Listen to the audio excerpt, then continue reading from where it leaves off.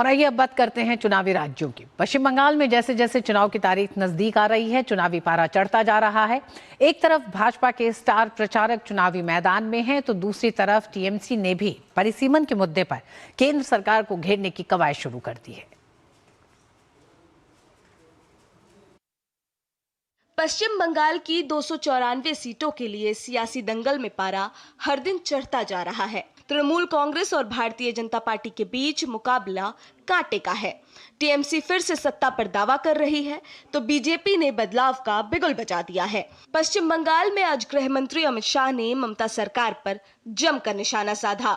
दार्जिलिंग में एक चुनावी रैली को संबोधित करते हुए केंद्रीय गृह मंत्री अमित शाह ने कहा कि भाजपा की सरकार बनते ही गोरखाओं की समस्याओं का समाधान किया जाएगा और गोरखाओं पर लगे झूठे केसों को वापस लिया जाएगा। भाजपा की सरकार बनने के साथ ही बंगाल में घुसपैठ तो रुकेगी ही, गुंडा राज का अंत तो आएगा ही। जिस प्रकार से सिंडिकेट और माफियाओं का शासन है, इसका अंत आएगा ही।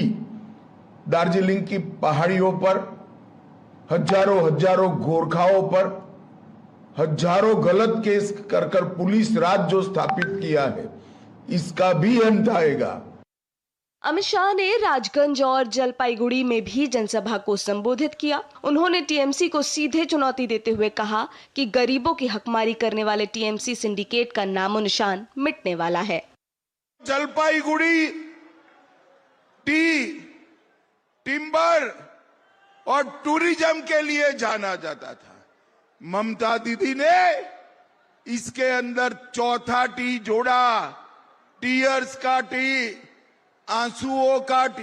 23 अप्रैल को ममता का हिसाब आप बरोबर कर दो, गुंडों का हिसाब हम बरोबर कर देंगे, हम बरोबर कर देंगे। पश्चिम बंगाल में कानून व्यवस्था और महिला सुरक्षा इस बार बीजेपी के एजेंडे में सबसे ऊपर है। दूसरी ओर टीएमसी और ममता बनर्जी ने भी प्रचार अभियान में पूरी ताकत झोंक दी है। ममता बनर्जी 226 से ज्यादा सीटों पर जीत का दावा कर रही हैं। दूसरी तरफ टीएमसी ने परिसीमन और महिला आरक्षण विधेयक पर भी सवाल उठाए हैं। वुमेन बिल तो पहले ही पास कर दिया गया है, 2023 में सर्वसम्मति से किया गया है। और इस समय जब चुनाव चल रहे हैं, 40 तमिलनाडु के और 42 बंगाल के एमपी इलेक्शन में हैं, यानी कि आप ये समझें कि 82 MPs out of 543 MPs busy हैं। तो क्या ऐसी जल्दी थी?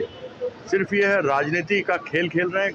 वैसे तो देश में 5 राज्यों में विधानसभा चुनाव हो रहे हैं, लेकिन सबसे ज्यादा सुर्खियां पश्चिम बंगाल चुनाव ही बटोर रहा है। भाजपा ने इसे सिंडिकेट बनाम विकास की लड़ाई बताया है। दूसरी तरफ ममता बनर्जी भी पूरी ताकत से भाजपा को चुनौती दे रही हैं। अब जनता तय करेगी कि बंगाल में परिवर्तन होगा या टीएमसी की सत्ता बरकरार रहेगी। और पश्चिम बंगाल के बाद अब बात तमिलनाडु की, जहां विधानसभा चुनाव में इस बार दिलचस्प त्रिकोणीय मुकाबला देखने को मिल रहा है। डीएमके जीत का दावा कर रही है, लेकिन एआईएडीएमके बीजेपी गठबंधन ने मुकाबले को कांटे का बना दिया है। देखना यह है कि क्या इस बार चुनाव में जनता किसके हक में फैसला सुनाती है। तमिलनाडु में 23 अप्रैल को होने वाले विधानसभा चुनाव राज्य के इतिहास के सबसे दिलचस्प मुकाबलों में से एक बन चुके हैं। एक तरफ पारंपरिक द्रविड़ राजनीति, तो दूसरी तरफ इस बार नए खिलाड़ियों और बदलते समीकरणों ने मुकाबले को त्रिकोणीय बना दिया है। इतना तो तय है कि चुनाव में इस बार कोई भी आसानी से हार मानने को तैयार नहीं। बीजेपी ने तमिलनाडु में अपनी पूरी ताकत लगा दी है। पीएम नरेंद्र मोदी ने एनडीए उम्मीदवारों के समर्थन में नागरकोविल में रोड शो किया। इस रोड शो में उमड़ा जनसैलाब और कार्यकर्ताओं का उत्साह विपक्ष के लिए खतरे की घंटी है। इस रोड शो की सबसे बड़ी बात रही, इसमें एआईएडीएमके महासचिव एडप्पादी के पलानीस्वामी और केंद्रीय मंत्री पीयूष गोयल भी उनके साथ शामिल हैं। इस रोड शो से भाजपा ने एनडीए गठबंधन की ताकत और तालमेल दिखाने की कोशिश की। नागरकोविल में पीएम मोदी ने जनता का अभिवादन स्वीकार किया। तस्वीरें इस बात की गवाही दे रही हैं कि इस बार डीएमके के लिए राह आसान नहीं होने वाली।